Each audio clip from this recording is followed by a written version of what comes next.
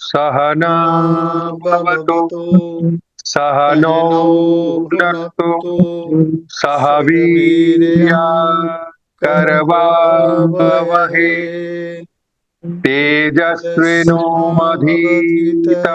तेजस्विनोमधीतमस्तु मा मा विद्विषावहै विद्विषावहै शङ्करं करं शङ्कराचार्यं शङ्कराचार्यं केशवं केशवं बादरायणम् बादरायणम् सूत्रभाष्याकृतौ सूत्रभाष्यकृतौ वन्दे वन्दे भगवन्तौ भगवन्तौ पुनः पुनः पुनः पुनः ध्यायेत् ध्यायेत् नित्यं नित्यं महेशं महेशं रजतगिरिनिभं रजतगिरिनिभं चारुचन्द्रावन्तसं चारुचन्द्रावतंसं रत्नाकल्प उज्ज्वलंगं परशुमृगवराभीतिहस्तं मृगवराभीतिहस्तं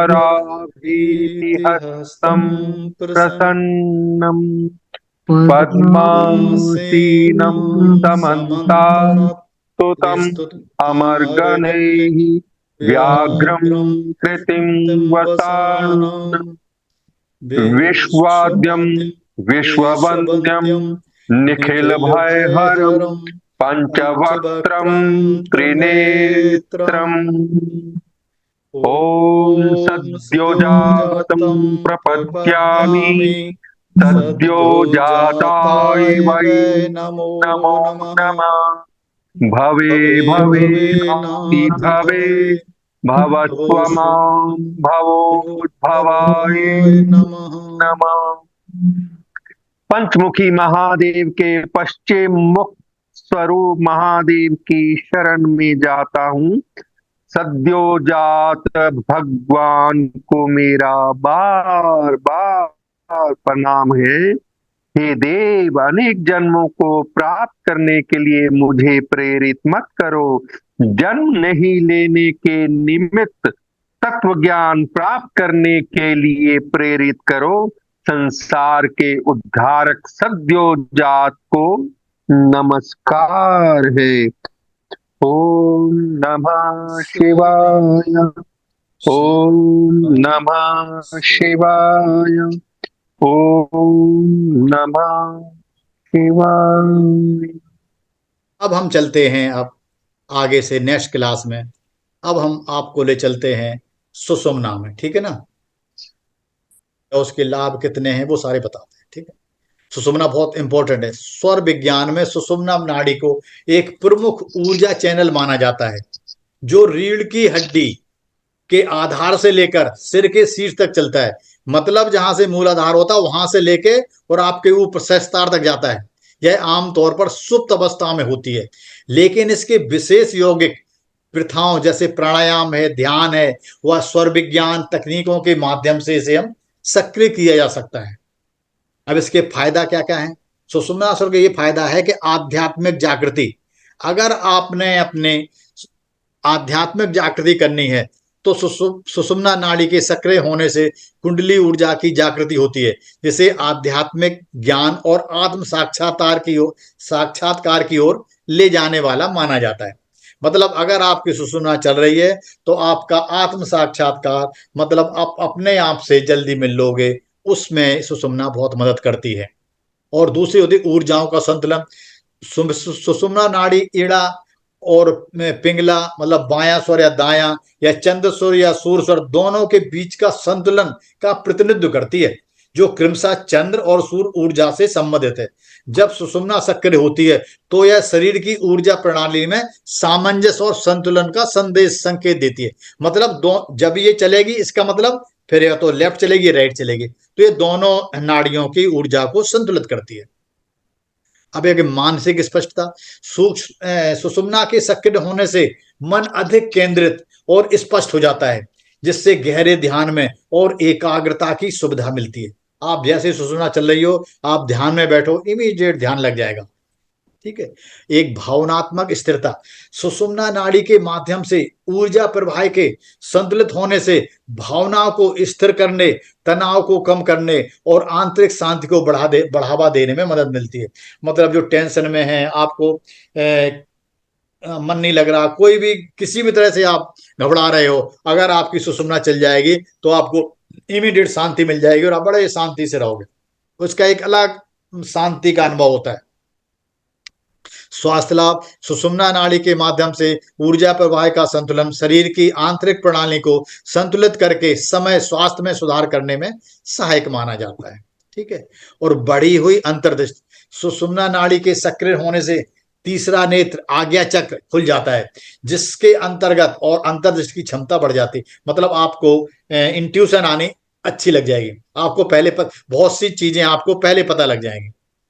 और एक समाधि की अवस्था, जब सुषुम्ना पूरी तरह से सक्रिय होती है तो यह समाधि की अवस्था की ओर ले जाती है, जो यह गहरी ध्यान की अवस्था है, जिससे व्यक्ति दिव्य चेतना के साथ एकता का अनुभव करता है। मतलब आपने दिव्य शक्तियों के साथ एकाकार करना है या उनका अनुभव करना है परमात्मा का, तो फिर आपको ये समाधि की अवस्था में जाने पड़ेगी। और समाधि की अवस्था जब ही आएगी जब आपकी सुषुम्ना चल रही हो।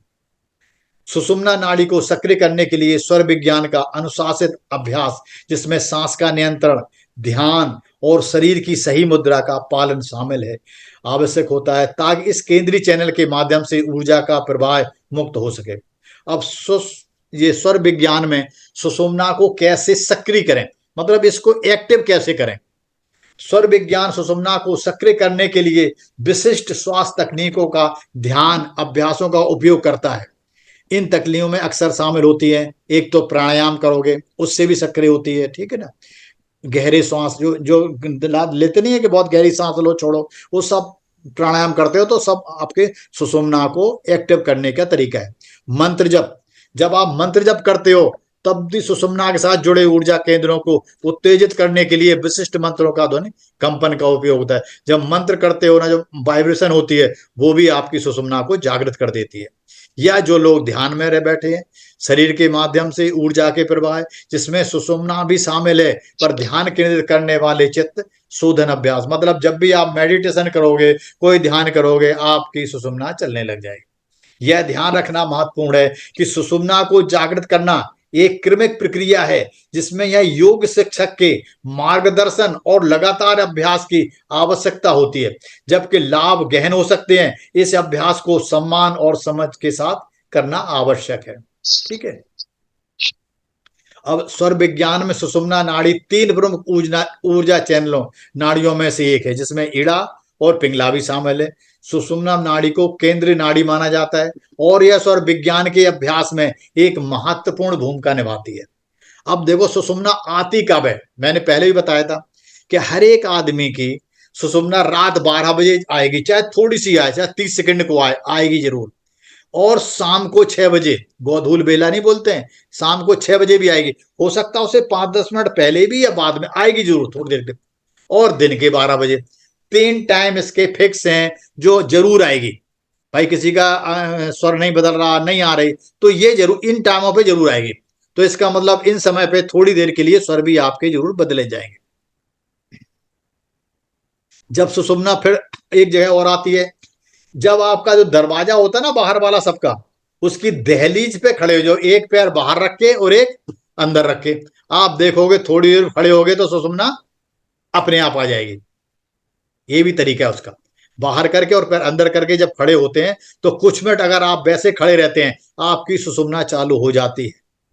हमारे शास्त्रों में, वेदों में कहा गया है कि दरवाजे के इधर से उधर हम किसी को कुछ सामान देते हैं तो क्या बोलता है, इस पर ओके, इस पर मत दो, या तो इधर आ जाओ या उधर आ जाओ। ठीक है। कभी भी मैन उसमें दहलीज में रह के किसी को पैसे नहीं देना चाहिए, कोई भी चीज नहीं देनी चाहिए, या तो दहलीज के बाहर चले जाओ या दहलीज के अंदर आ जाओ। जब सीता हरण हुआ है तो जो उस समय जो लक्ष्मण जी खींच गए थे, वो भी एक दहलीज बना गए थे, उसको जब तक उन्होंने पार नहीं किया तब तक रावण उसका हरण नहीं कर पाया। तो इस दहलीज की जो है ना बहुत वो इंपॉर्टेंस होती है। जो दरवाजे के बीच में एक लकड़ी की होती है ना, बॉर्डर सी, उसे आजकल तो कम बनाते लेकिन फिर भी कुछ ना कुछ निशान जरूर होता है। और कब आती है, जब आपको छींक आती है। ये भी सुन लो, जैसे आपको छींक आएगी ना, कहते नहीं ब्लेस यू बोलो, अच्छा बोलो, क्योंकि जैसे ही छींक आती है तो उस टाइम सुषुम्ना चलती है। अच्छा, हमारे अपने यहाँ में क्या है, एक प्रथा है कि छींक दिया इसने अब काम मत करो। क्यों नहीं करो, उन्हें ये नहीं पता सुषुम्ना आ गई, कहते नहीं अच्छा काम नहीं होगा। अच्छे काम में विघ्न आ जाएगी, या थोड़ा पानी पी लो या थोड़ी देर बैठ लो। उसका रीजन ही ये है कि जैसे ही आप कभी छींकते हो तो इमीडिएटली सुषुम्ना जाती है। कई बार इकट्ठी दो दो छींकें आती हैं, इकट्ठी एक नहीं आती, फिर दो थोड़ी देर में आएगी, चाहे पूरी ना पाए, आधी आके रुक जाए, लेकिन आती जरूर है। तो जब जब छींक आती है तब तक सुषुम्ना चलती है। तो सुषुम्ना का काम नष्ट हो जाएगा, इसीलिए सुषुम्ना में कोई काम करने के लिए मना करते हैं। अगर सुषुम्ना में आपने किसी को पैसे दे दिए, वो पैसा कभी वापस नहीं आएगा। आपने सुषुम्ना में कई कोई प्रॉपर्टी डील कर ली, कोई बिजनेस डील फाइन कर ली, आप खत्म हो जाओगे, नुकसान हो जाएगा, पैसा कभी वापस नहीं मिलेगा। कोई शेयर खरीद लिया, कोई भी काम कर लिया, तो आपको कभी प्रॉफिट नहीं देगा। सुषुम्ना में आप घर के बाहर चले गए, जिस काम से जा रहे हो, तो वो काम नहीं बनेगा, परेशान होके आ जाओगे कि आज का दिन ही खराब निकल गया। क्यों? क्योंकि उसमें कुछ मतलब काम हो गई नहीं, तो आपको नुकसान हो जाएगा। सुषुम्ना में किया हुआ कोई भी काम कभी भी सफल नहीं होता, फल नहीं देता। कौन से फल नहीं देता? जो मटेरियलिस्ट होते, मतलब इस मतलब पृथ्वी लोक के, मतलब फायदे वाले, ऊपर के सारे फायदा करेंगे। परमात्मा की बात करनी है, मेडिटेशन करनी है, ध्यान करना है, समाधि लगानी है, उसके लिए। अब हम आपको सुषुम्ना में और थोड़ा गहरा ले चलते हैं, ठीक है ना? इतना तो पता ही है, नॉर्मल सब किताबों में मिल जाएगा। अब कुछ ऐसा मिलते हैं जो शायद आपने नहीं पढ़ा हो। सुषुम्ना नाड़ी शरीर में कहाँ है? ठीक है ना? है शरीर में, हमारे तुम्हारे में, और सब कहते हैं सुषुम्ना है, चल भी रही है, और इधर से पढ़ा भी रहे हैं, और आप कह भी रहे हो वहां आ रही, लेकिन वो शरीर में है कहाँ? और इसकी स्पीड क्या है? ये किस स्पीड से काम करती है? वो ये दो बातें अभी मैं आपको बताता हूं। एक रुद्राय मल तंत्र है, किताब का जी नाम है रुद्राय मल तंत्र। उसमें पटल 25 में श्लोक नंबर 1 और 2 में ये व्याख्या की गई है अपनी सुषुम्ना की। वो क्या कहते हैं कि शरीर के मध्य, मतलब शरीर के बीच मेरुदंड में, जो हमारी कौन सी है, स्पाइन बोलते हैं, इसके मुख्य में स्थित मुख्य सुषुम्ना नाड़ी है। जो हमारी मेरुदंड है, इसमें सुषुम्ना नाड़ी है, जो सब नाड़ियों की जननी है। वह कमल तंत्र के समान बहुत सूक्ष्म है, मतलब बहुत सूक्ष्म है। उस सुषुम्ना के मध्य में शुभ रूपा वज्रा नाड़ी के एक नाम की नाड़ी होती है। सुषुम्ना के अंदर भी, अभी जो हम तुम देख रहे हैं ना, जो हमारी स्पाइन है, इसके अंदर भी एक क्या होती है, वज्रा नाम की नाड़ी होती है। उस वज्रा के बीच में, उसमें भी सूक्ष्म एक चित्रिणी नाम की नाड़ी होती है।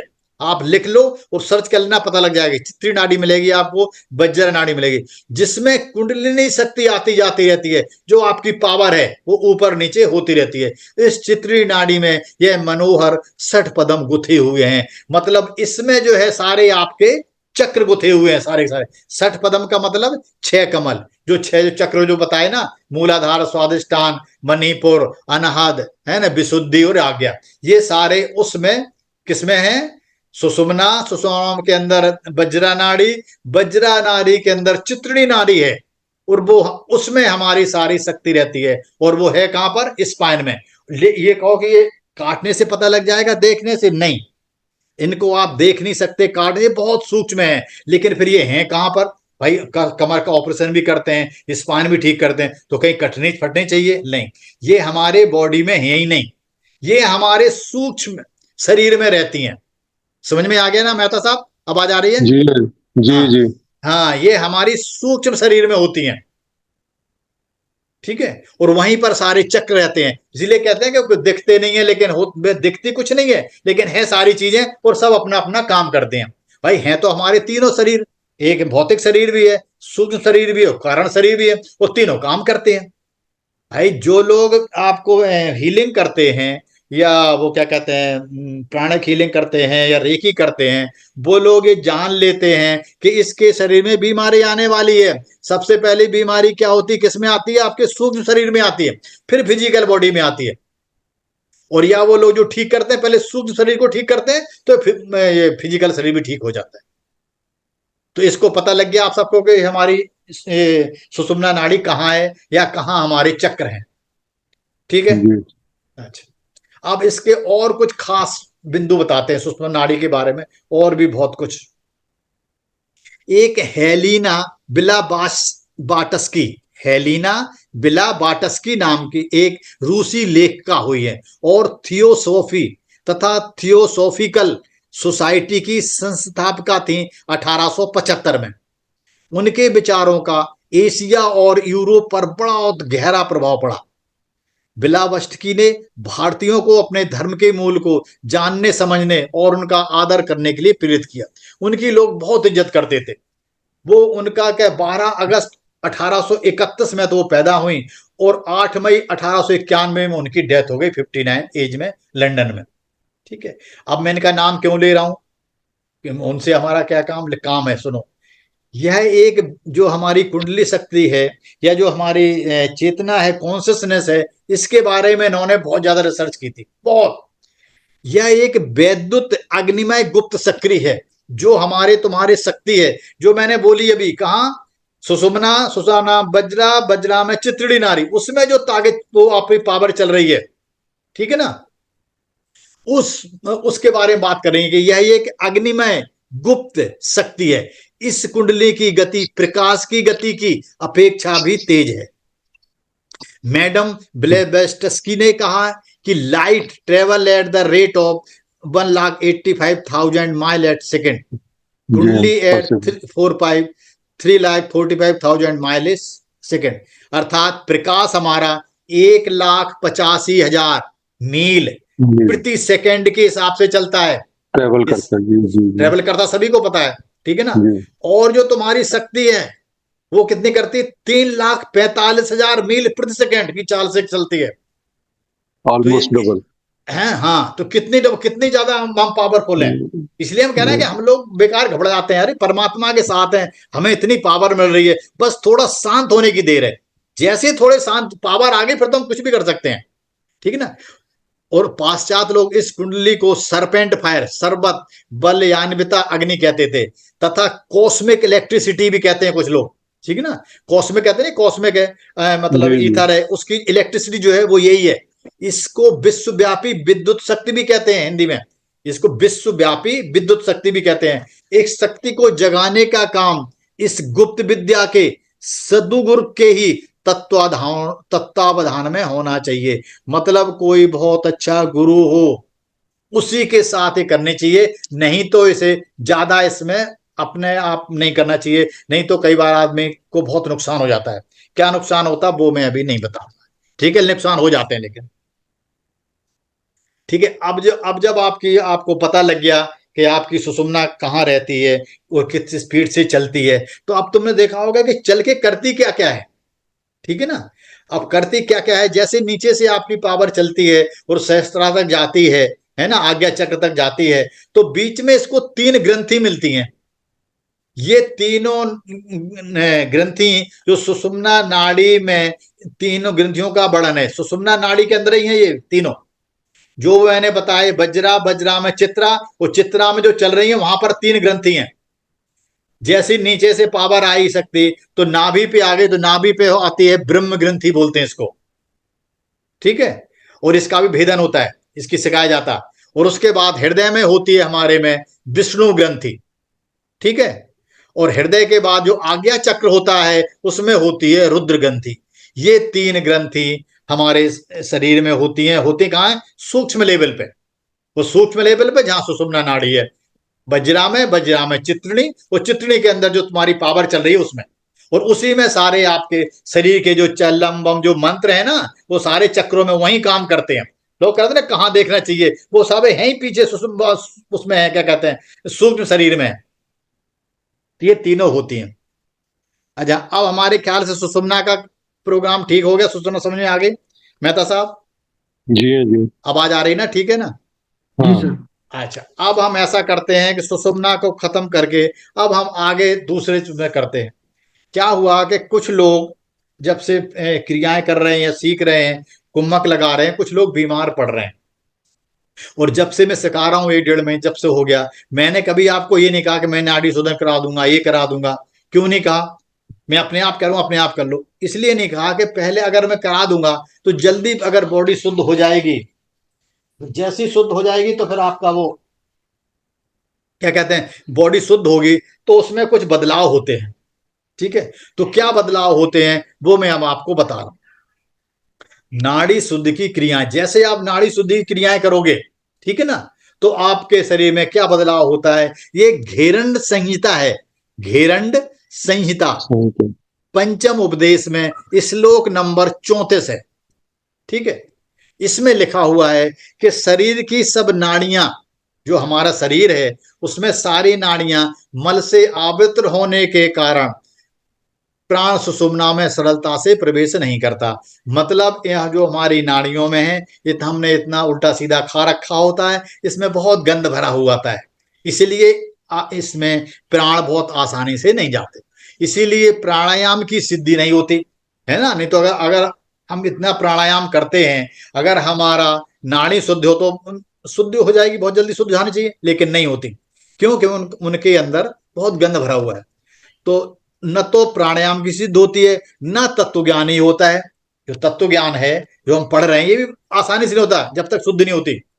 तो अतएव प्रारंभ में नाड़ियों की शुद्धि होना आवश्यक है, इसलिए साधक को पहले नाड़ी शुद्धि करनी चाहिए, जो मैं अगली क्लास में आप सबका करवाऊंगा। ठीक है ना, मैं खुद करवाऊंगा, मैंने बताया नहीं अब तक, क्यों पहले आप कहोगे अभी करवाओ अभी करवाओ, नहीं, मैंने कहा मैं जब टाइम आता जब ही सब चीज दी जाती, पहले ठीक नहीं रहता। वे साधक को स्वयं वायु द्वारा रेचक, पूरक, कुंभक प्राणायाम रूप से हो जाती है। अर्थात साधकों को मुख, नासिका, सांस की क्रियाएं करते रहनी चाहिए, जैसे अनुलोम विलोम, ये सब क्रियाएं करते रहनी चाहिए। कपाल भाती, अग्निसार, भस्त्रिका, भ्रामरी और ओम का उच्चारण शामिल है।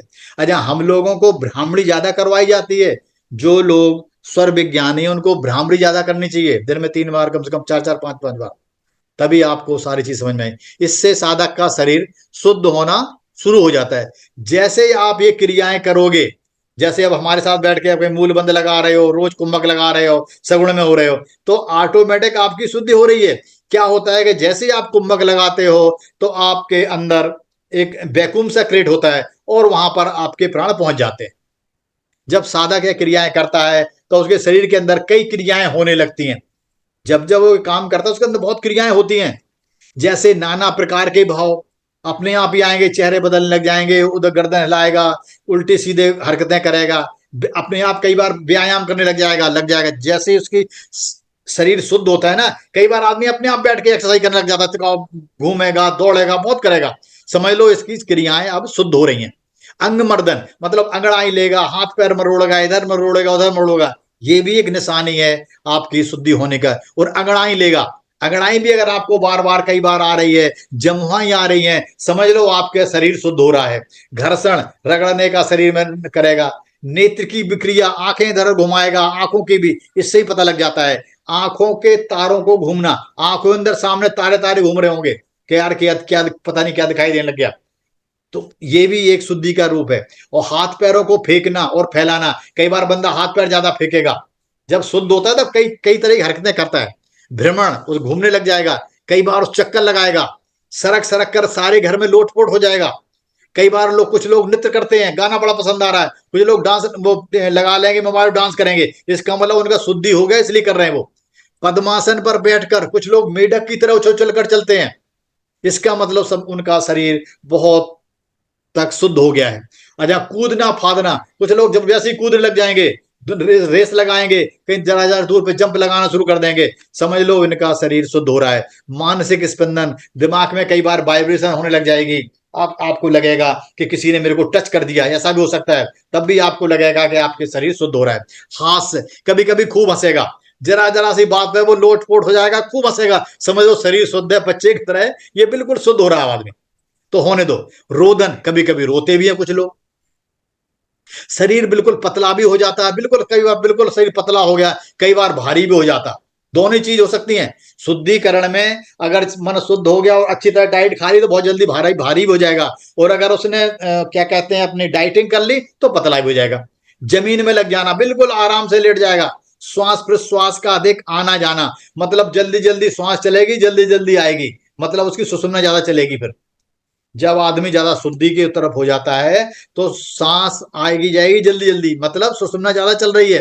नेत्रों से जल का गिरना, आंखों से कई बार आंसू निकलने लग जाएंगे बहुत ज्यादा, कोई भी जरा सी भावुक चीज देखी जब रोने लग जाएगा। जो बहुत जल्दी ऐसे लोग करते हैं, समझ लो वो शुद्धि के रास्ते पे चल रहे हैं। मुंह से लार गिरना, किसी किसी के मुंह से होता है ना सलावा गिरता है, तो वो भी बहुत ज्यादा गिरता है जो शुद्धिकरण में आते हैं। मल मूत्र का अल्प होना, या अथवा कोष्ठ होना, कड़ा हो जाना, जैसे किसी किसी को कब्ज हो जाती है।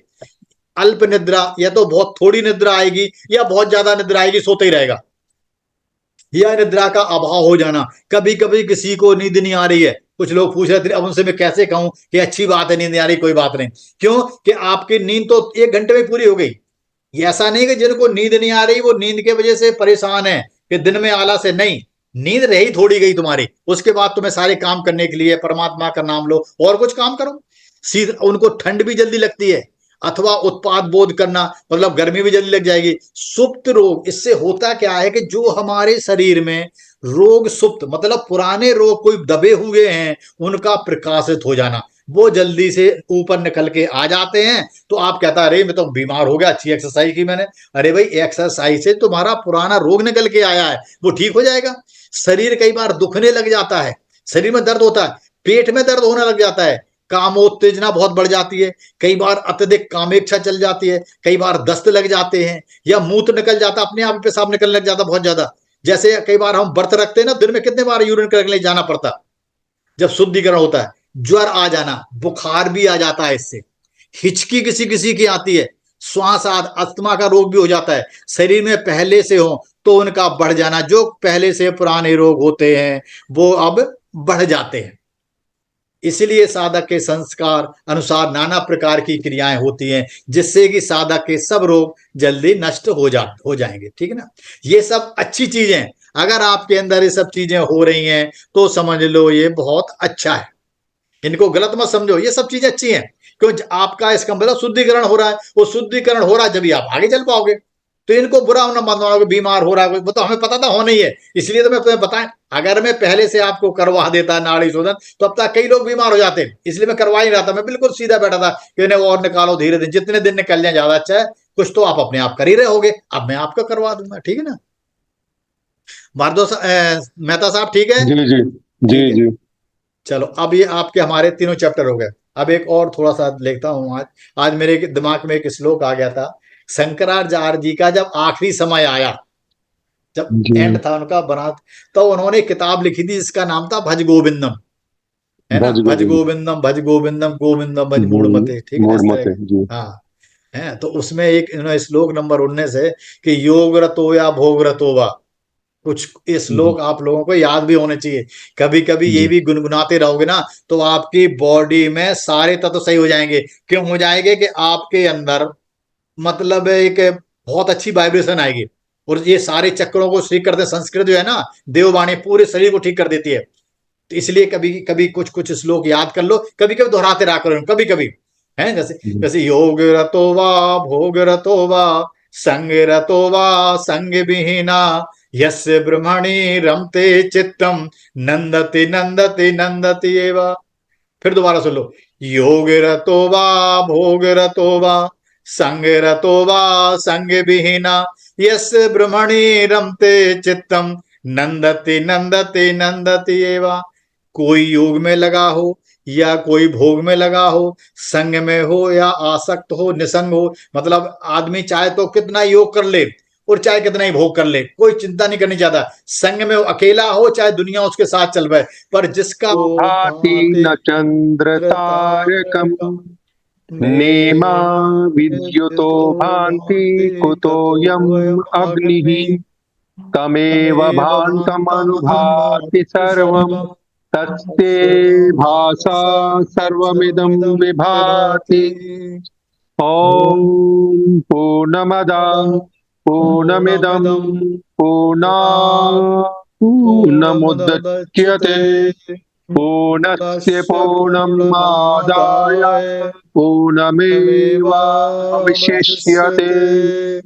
ॐ ओम शांति शान्ति शान्ति शांति शान्तिः। शांति। ॐ ओम। हाँ जी। अब हम जिसके